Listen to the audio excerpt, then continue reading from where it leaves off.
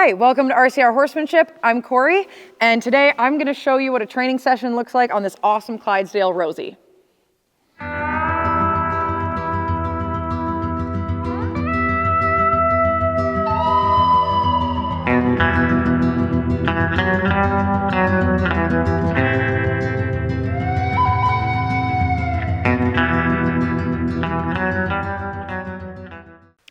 So before we get started, I just wanted to introduce this awesome mare. This is Rosie. She's a 7-year-old Clydesdale, and I got her in training after consulting on her sale. So her new owners are in Minnesota. Shout out to Bob and Jan. They're absolutely wonderful clients to work with. I feel so lucky that they have trusted me with her. They asked me to consult on the sale first, so I went to go see her for them. They're out in Minnesota, and so they wanted a little bit of help to look at this horse that was in Montana. And when I went to see Rosie, she was absolutely phenomenal. She is green, but she has a great foundation of training. She's a really great thinker, and I feel like she's going to be a great match for Bob. And so before they pick her up and bring her to Minnesota, they wanted me to put just a little bit of training on her to help her a little bit with her anxiety issues and stuff, just very minor things, but some stuff that I think a lot of you guys are going to be able to relate to. So I wanted to show you guys some of that training that we're working on. So like I said, she's really green. She has a great foundation. I'm really impressed with the training that she had. She is just a little bit nervous, and a lot of times anxiety is coming from them not really trusting us as a leader. So when we're anxious, we're thinking about the future. When we're depressed, we're worried about the past. And then if we are fully present, then we are at peace.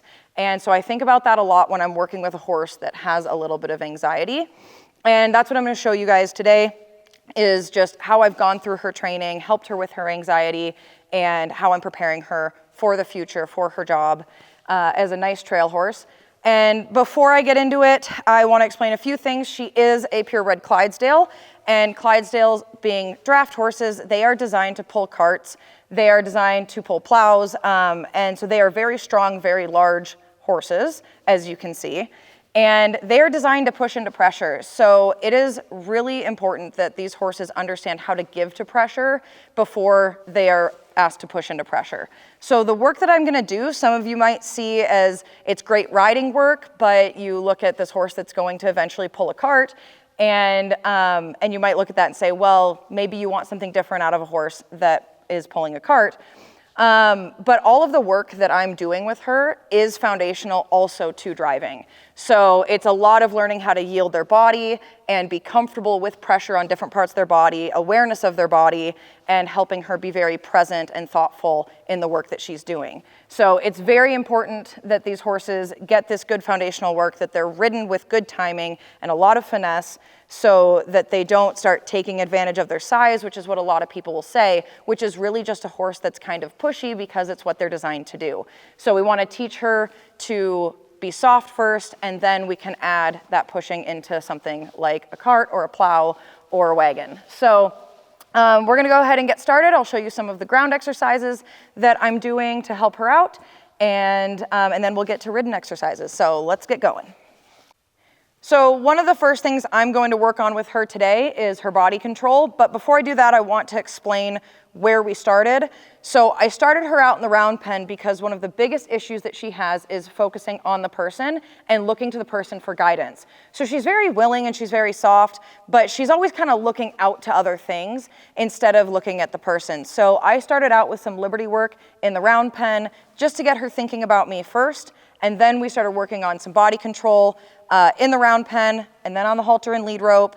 And then we brought it into the scariest environment for her, which is the indoor arena, because she has never been in an indoor until she started working with me.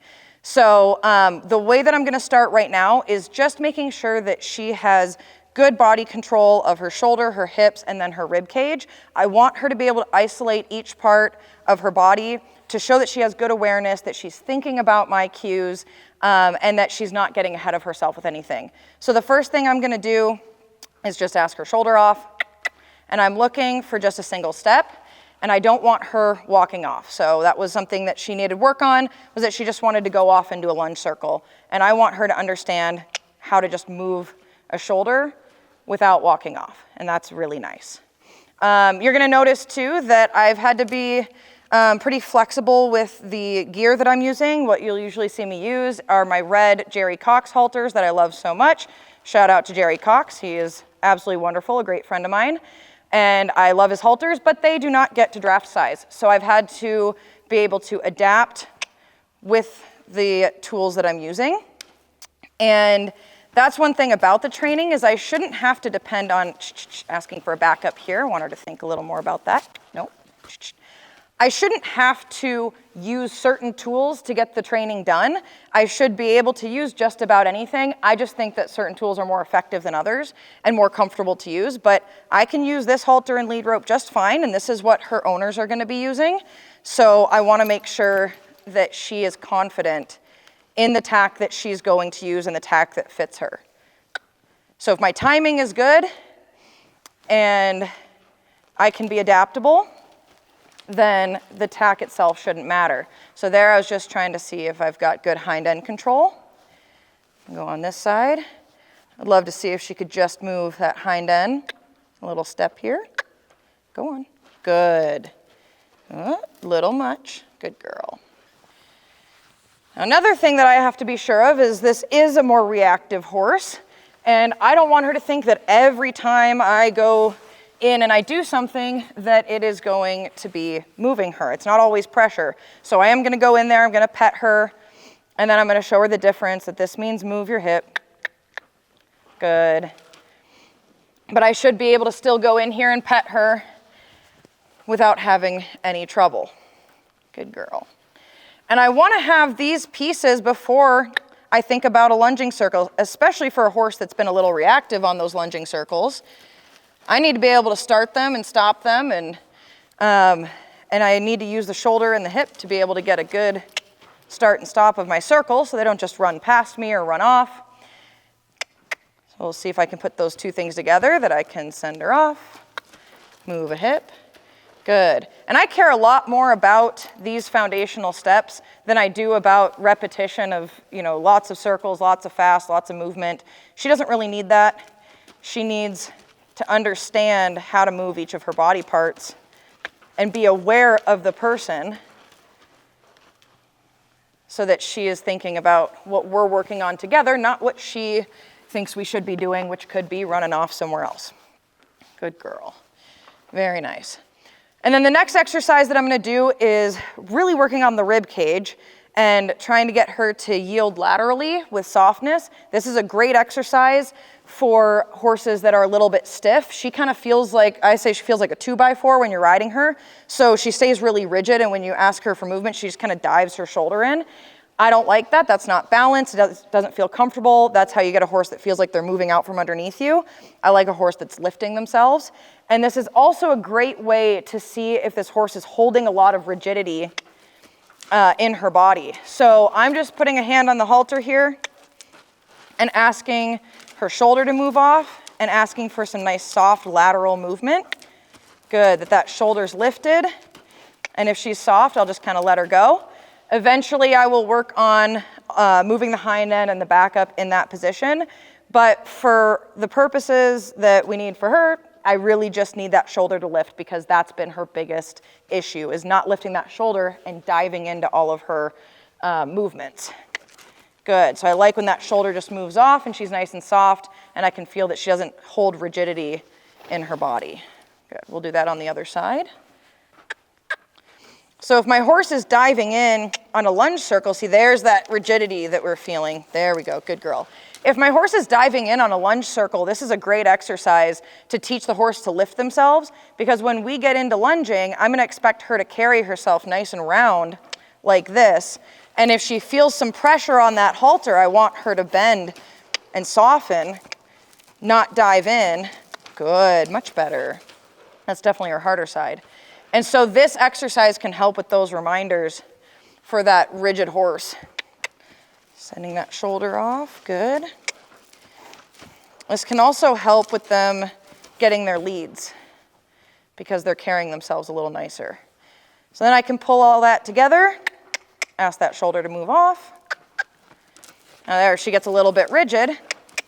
I can kind of push on that rib cage and pull on that head and ask her to just round herself a little.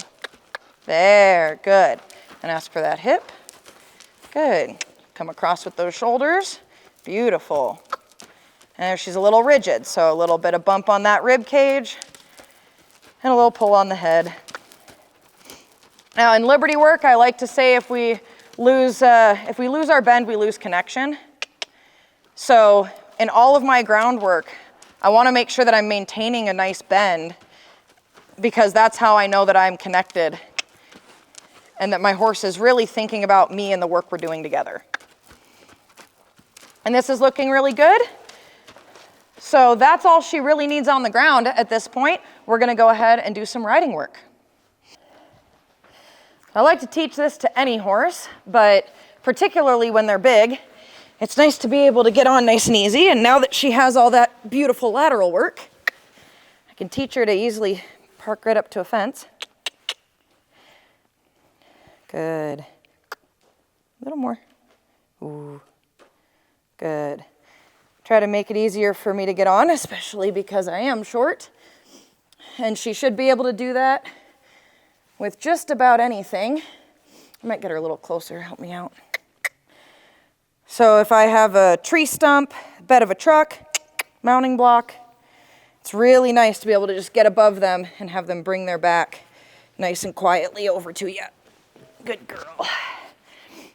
And I always like to have them stand. I don't like to just walk off. A lot of times I'll back up a horse before I do anything else so that they don't think about walking off right away. Good girl. And then we can go off for a ride. All right, so the first thing that I'm gonna do when I get on is I wanna make sure that I've got good flexion. Now, this is something that I think is a little overused, but this is a horse that was originally taught that every time you pick up the reins, that she had to go off somewhere, and she'd go off a little bit quick. And I wanted her to be able to isolate the reins from the rest of her body. But I don't want to completely disconnect the reins from her body. Just want her to know that the reins don't necessarily mean move. Good, and that we can differentiate moving that hip from just holding the head. No, good girl. Wait, ask for the hip, good.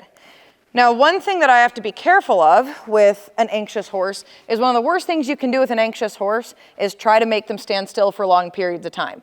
It'll just make them more anxious, and we're gonna build up to being able to stand still for long periods of time. She's obviously doing really well. She's got a nice, quiet, natural demeanor, so standing still isn't a huge issue for her. But I don't want to just sit here with an anxious horse and be like, you have to stand still and try to take control of that situation. It's better that I move them around, I get them quiet and thinking, and I work on standing still in pockets. So once I've established that nice little bend and being able to move the hip, the next thing I'm going to do is that lateral exercise that I did on the ground. So I'm going to bump in position 1 with my feet, so kind of up by that shoulder, especially because she dives the shoulder in. If the shoulder wasn't the problem and the hip was the problem, my foot would go back.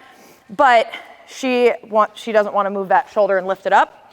So I'm going to bend her and just kind of bump, bump, bump at that shoulder until I feel her lift. There, good. And so I'm just establishing that I have that button to soften that rib cage.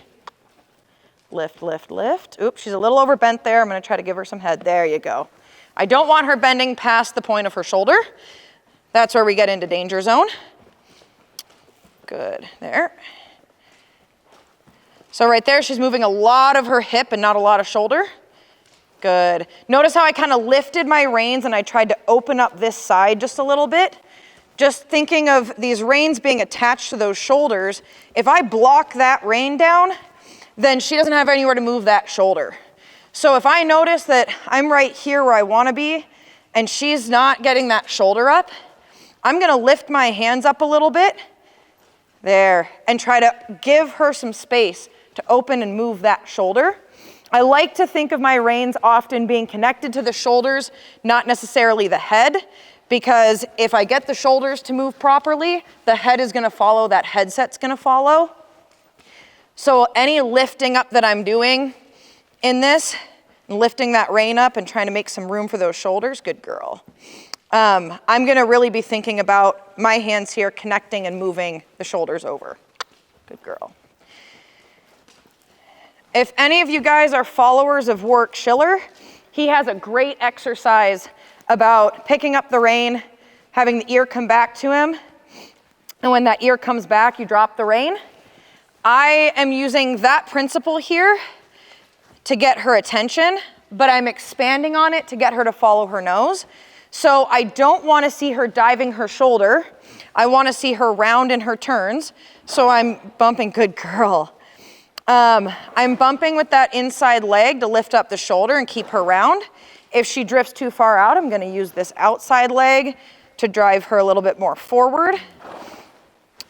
And I'm trying to get her soft and round while also paying attention to that ear and making sure that her attention is on me and following that rein. Good. And what you'll notice, what she's already doing here, is she's getting softer, her head's getting lower, and she's having a lot of releases of tension. So she's blowing out, she's licking and chewing, and that is a good sign of relaxation. And that's what I want to see. So I use this exercise a lot to teach them to lengthen their top line, drop their head down, and this is kind of a prerequisite to collection. And it helps teach them relaxation through their body. And I'm going to go back to this exercise as I am working her on the outside of this arena, and she starts to get high-headed and a little nervous. I'm just going to go into these circles and get her to relax, lift her shoulder, and bring that ear back to me to show that she is attentive to me and she is following, her thoughts are following that rein. Good. Good. So I'm not just releasing for the ear, but I'm also not going to release if I don't have that ear on me. If I don't have her attention, then I'm just going to teach her to think of other places and that she's going to get a release for that. I want her to think of that release and that relaxation is coming from my guidance. So when she first came into training, I would pick up particularly this right rein, and you might see it in the trot more, but I'd pick up this right rein and she'd kind of toss her head out to the outside and pull on it. Good girl. Come on. There you go. And so with these exercises, I've been teaching her that if her brain follows those reins, then it's going to be a good place of peace and she'll get nice and relaxed. Good. So now I'm going to go ahead and start working her around the outside of the arena now that I've established this. And I'm going to try to start working her on the outside and get the idea of staying nice and relaxed on a straight line. So my goal as I start to ride around the outside, which this is where you're going to start to see that nervousness from her, which is really good. My goal is that I'm able to pick up an inside rein as I'm going along the outside and we don't turn, and I get that same relaxation and attention. So I'm going to release her a little bit while she goes towards that outside and just kind of encourage her to think about the outside of the arena with some relaxation. And it might take a little bit, and there's nothing wrong with that. Trust the process.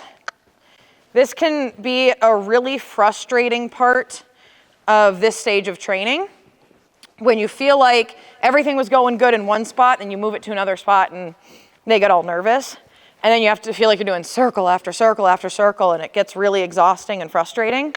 Trust the process, it works. And you're gonna see in this video how it works and how nicely she's gonna ride off on the outside of the arena because I'm taking the time to do this. And sometimes people just try to force this out of their horse. And I'm not gonna force it, I'm just gonna encourage, get her thinking. So I'm really trying to emphasize to her that the release of pressure now is gonna be right on the outside of that arena. And of course I'm starting in the spot that seems to scare her the most, so there we go. Oh, I had a little softness there. But every time her head comes up, I'm going right back to this exercise of bumping that inside leg and picking up that inside rein and asking her brain to follow the reins and relax. Keep trying. I'm gonna get real dizzy, but if a figure skater can do the spins they do, I think I can spin around on a horse for a while and be just fine. Good girl. There you go. There you go. Keep trying. Keep trying. Good. And I don't know how well you guys can see it, but you can see those ears are kind of ticking back to me. So what you might notice is her ears will keep ticking back to me because she's trying really hard through her anxiety to go back to that place of peace. She just doesn't quite know how to get there yet. And so I'm just going to stay nice and calm, find those places of peace, and help her through it, but I'm not going to get worked up. Another thing that we have to keep in mind as a rider is a lot of trainers say this, and I've adopted it. I first heard it from Dan James, and I use it all the time in my training, is as the rider, as the handler, as the trainer, we need to be the thermostat, not the thermometer. So as her temperature goes up, I need to be the one that brings it down. I'm the thermostat, not the thermometer. So anxious rider and anxious horse aren't going to go together very well.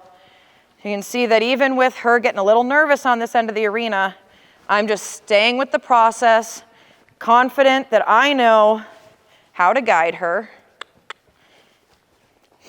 and that we are going to get to a point where she's going to just trot around this arena nice and quiet, good girl, and relaxed, and we're not going to have any issues. So this is a side of the arena that she sometimes is a bit more confident on. She's getting a little fast. I'm going to correct her there. But as she gets more confident, what you're going to see is I'm going to pick up a little inside rein and inside leg and ask for just a hint of a leg yield. And that should be enough to get her attention back to me, get her head down, and get her more relaxed in that walk. So that's my ultimate goal, is that I can just pick up a rein, push on her with my leg a little bit, and get her attention, get her soft, and she's going to stay nice and relaxed around this arena. And then that's going to be a tool when I am on a trail, let's say, because she's going to be a trail horse, that if she starts to get nervous about something, I'm going to just pick up a rein, push on her with my leg. Oh, we lost it there. And she'll bring her attention back to me. It's a really great way to be able to check in with my horse. Eventually, what you'll notice is that you won't even have to check in. Your horse is suddenly they'll kind of look up and get scared, and all of a sudden they're just gonna tick their ear back to you and drop their head automatically, because they're gonna know that that's what's gonna bring them a lot of peace. Good. And notice how when she has that ear on me and she's got a bend in her neck, that her whole body just her head drops and her body relaxes. What a cool thing that is. So what I'm going to do is I'm going to do this exercise on both sides, and I'm going to come back when we start doing the trot. But it's the same exercise. I'm going to repeat this, and I'll let you know how long it takes when we come back with the trot. All right, so I'm back. I have a pretty calm horse. I spent about 15 minutes doing that exercise on both sides. It's not perfect, but now we're at a place where when she gets a little nervous like this, I'm picking up my reins, little inside leg, little inside rein, and you can see her kind of drop her head and get a little quiet. If she doesn't listen to just a little bit of inside rein and inside leg, I'll go ahead and circle her and just start that exercise again. But here, this was her most difficult side of the arena right here. And as you can see, we've got a much calmer horse so far.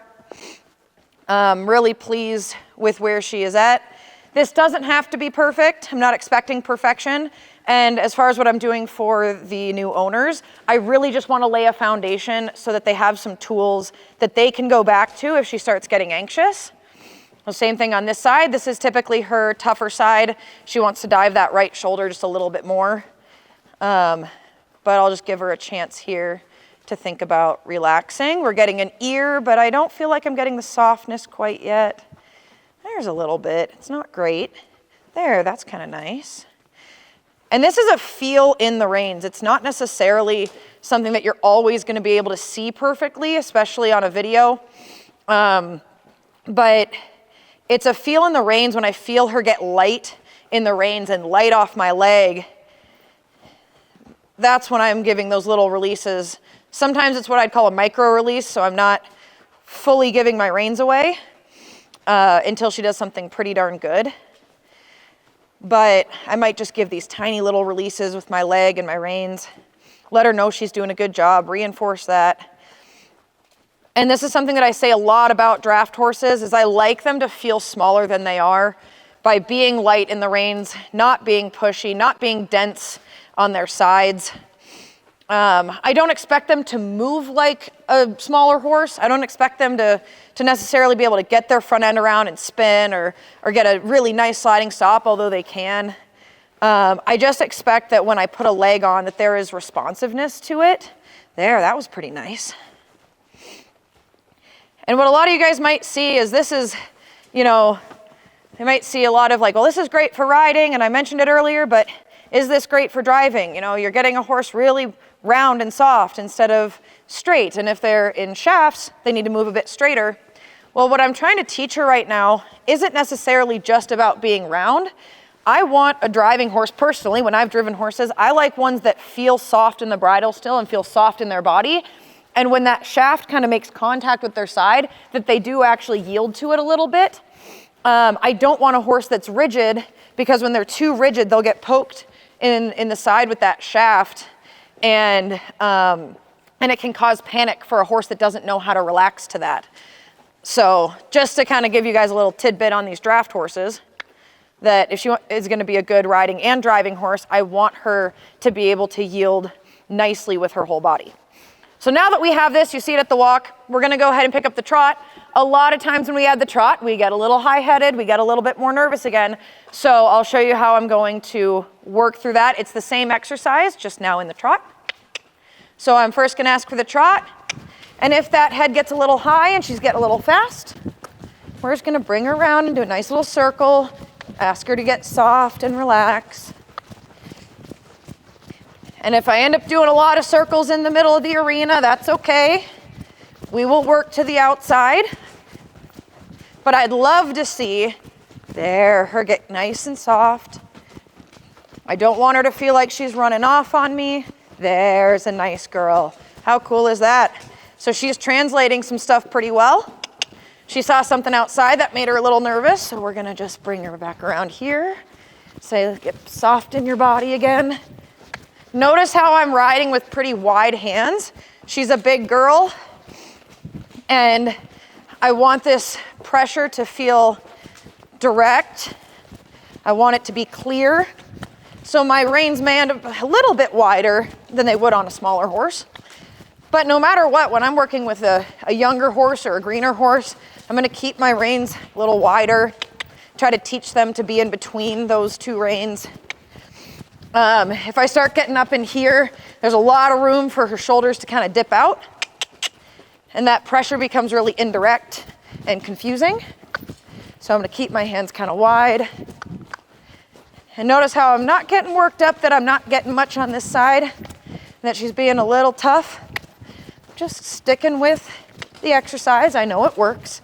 Trusting the process. Let's see if we can get her to think a little bit here. No, that didn't mean stop. See if we can get her to soften. So she's being nice, but she's not being as soft as I'd like. So I'm gonna just keep working that. There we go. Find little pieces where I feel her get light. Over some micro releases. Good. Really easy for horses to get anxious if they trip like that. So that's another thing I gotta just stay calm with and not micromanage. Just go back to getting her relaxed. Good. If she were to do a big spook on me, Sometimes when this heater gets going, she gets pretty nervous and wants to kind of run off. If she were to do that, I don't want to get tight on her too quick. I'm going to let her have a little spook, and then I'm just going to take her into these little circles until she decides to relax. Let her know that she's, not going to get in trouble for spooking. She's not in trouble if she's anxious. I just need to teach her and guide her on how to not be anxious.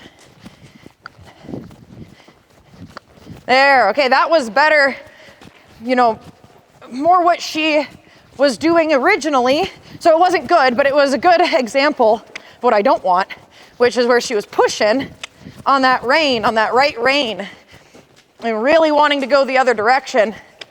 So I took her around in a couple more circles until her attention was on me. So see, watch those ears. See how she's pulling on me? And that the ears are kind of wanting to be to the outside. She says, I don't want to focus on you. I want to be done with this. This is hard. And I say, no. This is actually pretty easy. I'm not going to ask much of you if you listen well. Good. And if you relax, we're not going to have to trot 10 miles. But we do need to learn how to be relaxed in the trot and thoughtful and following our reins. I find in the circle here, it's easier to sit the trot. I find that I have a little bit more control of my body. That also kind of comes from being a barrel racer at one point in my life, many, many years ago. That I'm just more comfortable sitting down in my small circles. I also feel like it helps me keep my weight off of the shoulders when I'm asking the shoulders to lift. She wants to do this little circle here. We're gonna work it out. Good. Come on, keep trying. Don't be a quitter. Good girl. She says, this is so hard, I don't want to do it anymore. Hey, come on. Good. So I can see she's getting a little bit tired of being in this corner. I'm going to try to find the best spot I can that's not perfect, and then move on from being over here. Because I can see that she's kind of struggling to figure out what I want. There. Good, we got her out of it. Found a spot where I felt like she was listening. I should probably get on the right diagonal here. There we go. The correct diagonal, the left diagonal. Good. There we go. We're getting better over here. And again, I'm not asking for perfection. I just want to see a little bit of softness out of her. A nice little trot about. And then when I feel like we've done okay, I'm just going to switch directions and go the other way. Good, so she stayed focused on me. It's not perfect, but I liked that she wasn't completely disengaged. Oh, good little blowout, that was nice. She wasn't totally disengaged around that corner, which I really like. Let's see how she does on this side. I'm gonna get her a little lighter in those reins. I do like that she's trying to stretch downward, but I need her a little lighter. Good. Lift there. Good. Keep going. Nope. Good. One thing I've been doing with her, because she is a little bit more fearful of the outside of the arena, is sometimes on these first laps around, I'll let her stay maybe 2 yards off of the outside so that she gets an idea of going straight with relaxation and softness, and then I'll slowly work her to the outside. She's gotten a little nervous when she hears herself kick rocks on the outside of that arena, so just kind of slowly work up to that so she understands what I want from her. And like I keep saying, just trust the process.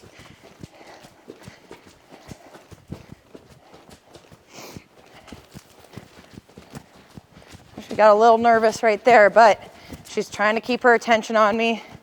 She's staying relatively fluid. I'm not too mad about that. Nice girl. That's nicer. There, she kind of got a little speedy. I'll just kind of check on her. We'll check in together. Make sure we're thoughtful. Round around that corner. Very nice. Good. A little stretch of that head is good. Well, let's think through that corner. Scary spot. Good girl. Good. Good.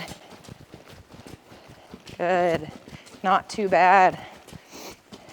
And I'll just start adding some changes of direction here, wanting her to stay, whoop, keep that shoulder up through those turns. There. That's better. And send her off the other way. Lifting, lifting, lifting. You can do it. Good girl. So now I'm trying to really work in that inside rein, inside leg, and shifting the shoulders over where I want them.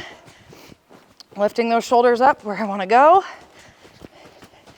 Trying to steer away from having to use those circles all the time, now that we've established what that means.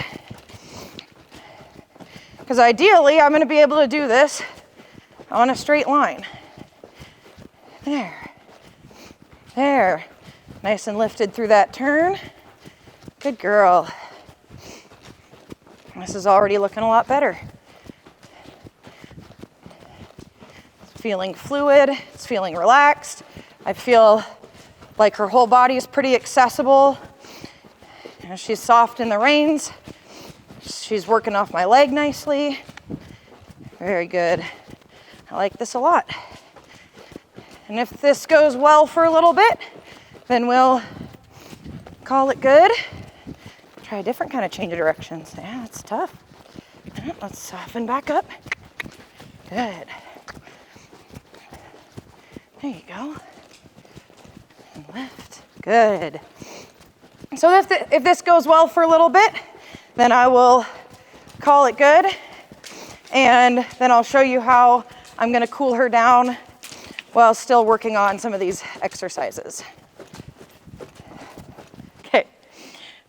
So I did a bunch of trotting and I got her to a place where I felt like she was doing really well. We did a little bit of cantering and she did that really well. And now I just want to show you how I'm going to cool a horse like this down. So I don't want to go into cooling my horse down and just walk and not be thinking about what we've been working on. I want to go right back to those exercises, and I want her to be soft. I want to be thinking about bending, working off the leg. I'm going to try to stay with a nice loose rein. As you can see, she's blowing out real nice. She worked up a decent little sweat today, but I can pick up that inside rein, inside leg, and I should have a nice calm horse on the outside of the arena. And I'm going to walk my horse until I feel like she isn't breathing too hard. And then some of the stuff that I'm going to work on right before I am done is going to be a lot of counter bending. I find that to be a really fun thing to work on at the walk and just reinforce moving those shoulders. So for her, what I found is that walking her in a little circle, getting her soft, and then I'm just going to lift my reins. And once I get a little step with those shoulders to the outside, I'm going to release. So I'm using that inside leg up by the shoulder, position 1, and I'm lifting my reins as if I am pulling on that shoulder itself, but maintaining that inside bend. Good. I'm not going to ask for a whole lot in the beginning here. We're just going to look for those shoulders to move out. Just a little bit.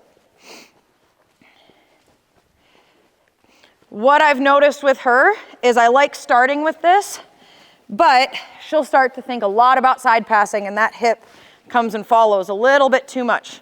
And then counter bend, I want it to be opening up those shoulders and stretching those shoulders over. So I'm starting this way to reinforce that working off my leg is what I want. I'm going to do this on both sides and make sure that she's working off my leg nicely. And then I'll show you what I'll do. So making sure that I have a nice bend here, lifting the reins out, Good, little step over. And that's a pretty good start. Good. So you see how she's kind of following with those hips? That's what I'm going to correct here in just a second. But if my horse isn't soft and working off my leg in the first place and getting rewarded for that, then going off to my next step isn't going to work. So my next step would be, I'm going to keep her on this little circle and I'm going to change her bend and try to keep her on that same circle and see if I can get her to step those shoulders over the same direction. Good, that's a little tougher. And then go back to that bend. Normal bend on this circle, not over bend, not a counter bend. Straight on the circle is what I like to call it. And then I'll do the same thing. And this is just teaching some shoulder isolation and getting her to stretch through her shoulders. And I would work on this on both sides until she's got a decent little handle on it. I'm not going to expect a whole lot out of her right now because she is tired, but it's just a good way to work in the walk but still be actively working on the stuff that she needs. And a lot of that for her is controlling that shoulder and not losing her hip. Good. And then I'll go ahead and practice on the other side. Good girl. Get her soft on this side. Make sure I've got some impulsion, some lightness in that front end. Come on. Good girl. There you go. And then work on the counter bend. Oops, she lost it there. So I'm thinking with those reins about lifting those shoulders the direction I want to go, opening up the inside leg and putting the outside leg on. So I'll work on this for a little while to cool her down, and then once she's cooled down, then I can call it a day for her. So as you can see, through all of these exercises, I am left with a much calmer horse. She is more balanced, and I'm really pleased with the training that we have so far. And I'm really excited for Bob and Jan to continue their journey with her. I hope you guys enjoyed this video, and we'll see you in the next one. Thanks for watching.